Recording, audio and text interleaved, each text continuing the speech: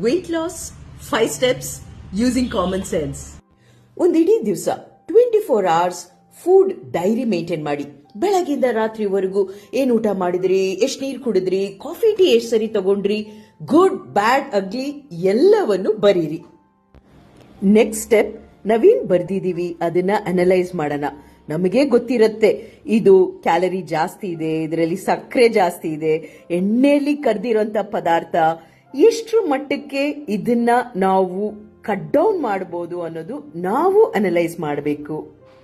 ಸಂಪೂರ್ಣವಾಗಿ ನಾವೀಗ ನಮ್ಮ ಫೇವ್ರೆಟ್ ಫುಡ್ಸ್ ಎಲ್ಲ ಬಿಟ್ಬಿಡ್ಬೇಕಾ? ಸ್ವೀಟ್ ನ ಮುಟ್ಟಂಗೆ ಇಲ್ವಾ? ಆ ತರ ಮಾಡೋ ನೆಸೆಸಿಟಿ ಇಲ್ಲ.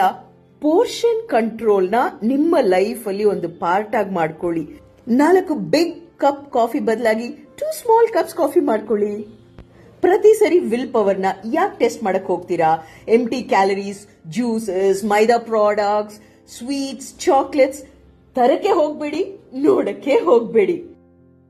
ನಿಮ್ಮ ಅಭ್ಯಾಸಗಳು ನೀವು ಐಡೆಂಟಿಫೈ ಮಾಡಿ, ನೀವು ಬದಲಾವಣೆ ಮಾಡಿ. ಇನ್ನ ಹೆಚ್ಚಿನ ಸಹಾಯ for diabetes management, weight management ಬೇಕು ಅಂದ್ರೆ ನಮ್ಮ ನಂಬರ್ಗೆ ವಾಟ್ಸ್ಆಪ್ ಮಾಡಿ, ನಾವೇ ಕನೆಕ್ಟ್ ಆಗ್ತೀವಿ. Thank you.